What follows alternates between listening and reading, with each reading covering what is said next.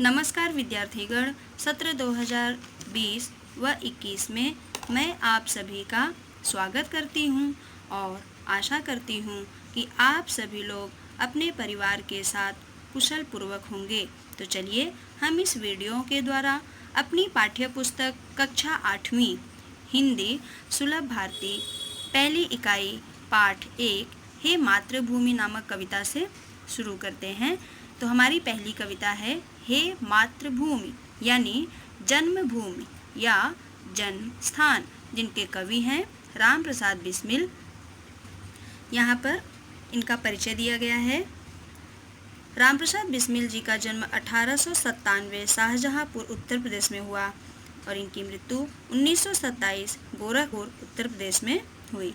परिचय: राम प्रसाद बिस्मिल जी भारत की महान स्वतंत्रता सेनानी ही नहीं बल्कि उच्च कोटि के कवि, अनुवादक, बहुभाषाविद व साहित्यकार भी थे। अनुवादक यानी जो लोग एक भाषा का दूसरी भाषा में अनुवाद करते हैं उन्हें अनुवादक कहते हैं। राम प्रसाद बिस्मिल जी देश की आज़ादी के लिए अपने प्राणों की आहुति दे दी। सरफरोशी की तमन्ना इनकी प्रसिद्ध रचना है। बिस्मिल उपनाम के अतिरिक्त आप राम और अज्ञात के नाम से भी लेख व कविताएं लिखते थे। प्रमुख कृतियां मन की लहर, आत्मकथा आदि। आगे बढ़ेंगे। यहाँ पर पद्य संबंधी कुछ जानकारी दी गई है जो कि इस प्रकार है। पद्य संबंधी यानी कविता से संबंधित। तो प्रस्तुत कविता में क्रांतिकारी एवं स्वतंत्रता सेनानी कवि राम प्रसाद बिस्मिल जी ने मातृभूमि के प्रति अपने प्रेम एवं भक्तिभाव को व्यक्त किया है। यहाँ आपने मातृभूमि की सेवा करने और देश हित में निछावर हो जाने की लालसा व्यक्त की है। इस प्रकार यहाँ पर पद्य संबंधी जानकारी दी गई है। और कवि इस कविता के माध्यम से देश के नवयुवकों व देश के सपूतों को प्रेरित कर रहे हैं कि आप में भी अपने मातृभूमि की सेवा और देश हित में निछावर हो जाने की लालसा या इच्छा होनी चाहिए। इस प्रकार कवि राम प्रसाद बिस्मिल जी अपने देश के नवयुवकों से ऐसी चाहत रखते हैं। आगे बढ़ेंगे अपनी पंक्ति की तरफ, जो कि इस प्रकार यहाँ पर दिया गया है। हे मातृभूमि तेरे चरणों में शीश नवाऊं, मैं भक्ति भेंट अपनी तेरी शरण में लाऊं। माथे पे तू हो चंदन, छाती पे तू हो माला, जिह्वा पे गीत तू हो मेरा, तेरा ही नाम गाऊं। जिससे सपूत उपजे श्री राम कृष्ण जैसे, उस धूल को मैं तेरी निज शीश पे चढ़ाऊं। माई समुद्र जिसकी पदरज को नित्य धोकर, करता प्रणाम तुझको मैं वे चरण दबाऊं। सेवा में तेरी माता मैं भेद भाव तज कर, वह पुण्य नाम तेरा प्रतिदिन सुनाऊं। तेरे ही काम आऊं, तेरा ही मंत्र गाऊं, मन और देह तुम पर बलिदान में जाऊं। ये रहा कुछ इस प्रकार पंक्ति। अब हम इसके भावार्थ और कुछ शब्दार्थ को भी देखेंगे। यहाँ पर पहली पंक्ति, हे मातृभूमि यानी जन्मभूमि, चरण यानी पैर, शीश यानी सिर, नवाऊं यानी झुकाना, भेंट यानी उपहार, शरण यानी आस्था। तो ये रहे कुछ शब्दार्थ। अब हम इसके भाव को समझेंगे। हे मातृभूमि तेरे चरणों में शीश नवाऊं, मैं भक्ति भेंट अपनी तेरी शरण में लाऊं। कवि कह रहे हैं कि हे मातृभूमि, हे माँ, मैं अपना मस्तक आपके चरणों में झुकाना चाहता हूँ और मैं अपने भक्ति नामक उपहार को भेंट को आपके शरण, आपकी आस्था में लगाना चाहता हूँ। मैं आपके शरण में रहना चाहता हूँ।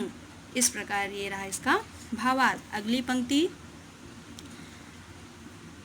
माथे पे तू हो चंदन, छाती पे तू हो माला, जिह्वा पे गीत तू हो मेरा, तेरा ही नाम गाऊं। जिह्वा यानी जीभ। कवि को अपने मातृभूमि के प्रति इतना प्रेम है कि वे मातृभूमि से कह रहे हैं कि माथे पर आप चंदन हो जो हमेशा मेरे माथे पर लगा रहे, और मैं आपके नाम का माला भी पहनना चाहता हूँ और आपके ही नाम का माला जपता रहूँ, और मेरे जीभ पर सदैव आपका ही गीत हो जो मैं सदैव गाता रहूं। तो ये रहा इस पंक्ति का भावार्थ। आगे बढ़ेंगे। जिससे सपूत उपजे श्री राम कृष्ण जैसे, सपूत यानी पुत्र, धूल यानी मिट्टी, निज यानी खुद, स्वयं शीश यानी सिर।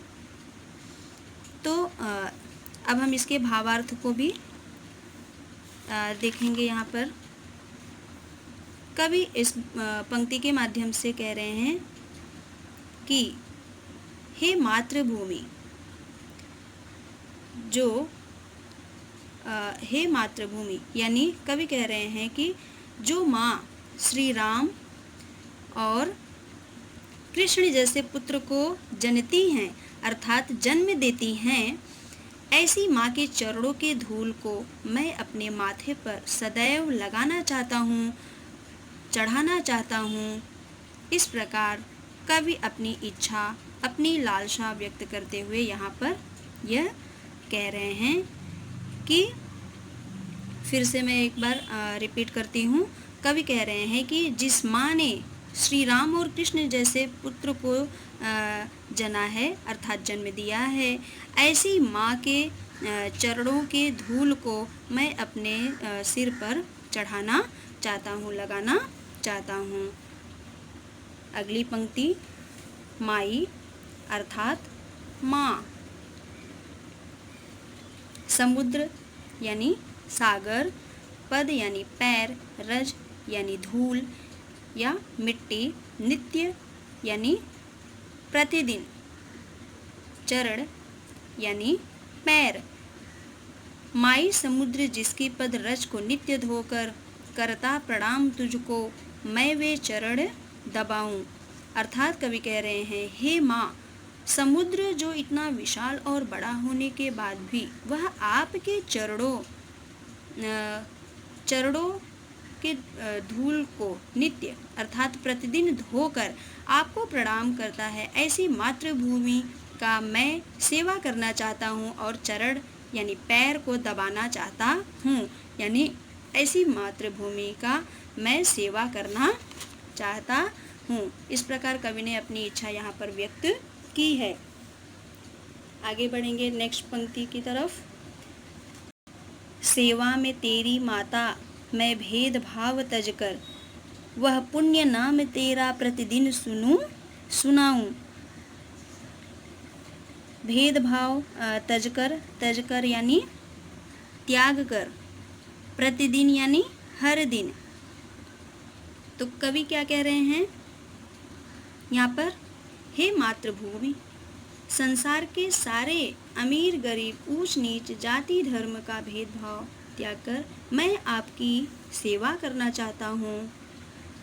माँ, मैं सिर्फ आपकी सेवा करना चाहता हूँ और आपके पुण्य नाम को प्रतिदिन मैं सुनना और सुनाना चाहता हूँ। अगली पंक्ति की तरफ आगे बढ़ेंगे। तेरे ही काम आऊं, तेरा ही मंत्र गाऊं, मन और देह तुम पर बलिदान में जाऊं, तुम पर बलिदान में जाऊं। शरीर बलिदान यानी निछावर। तो कवि यहाँ पर कह रहे हैं, हे माँ, मैं सदैव यही चाहता हूँ कि सदैव आपकी सेवा करूं, आपके काम आ सकूं। और हमेशा आपके ही नाम का मंत्र गाऊं या गीत गाऊं, खुद भी सुनूं और दूसरों को भी सुनाऊं। इस प्रकार कवि कह रहे हैं कि हे माँ, मैं पूरे तन और मन से अपने आप को आपके सेवा में अपने आप को निछावर करना चाहता हूँ। यही मेरी लालसा है, यही मेरी इच्छा है। इस प्रकार ये रहा कविता का भावार्थ। कवि हमें इस कविता से यह उद्देश्य दे रहे हैं कि आने वाली पीढ़ी को भी अपनी मातृभूमि के प्रति ऐसी आस्था, प्रेम, लगाव होनी चाहिए। तो यहाँ पर हमारी कविता समाप्त हुई। अगले वीडियो में मैं आप सभी को स्वाध्याय के प्रश्नोत्तरों पर चर्चा करूँगी। एक बार फिर से कहूँगी कि आप सभी अपने घरों में सुरक्षित रहें। धन्यवाद।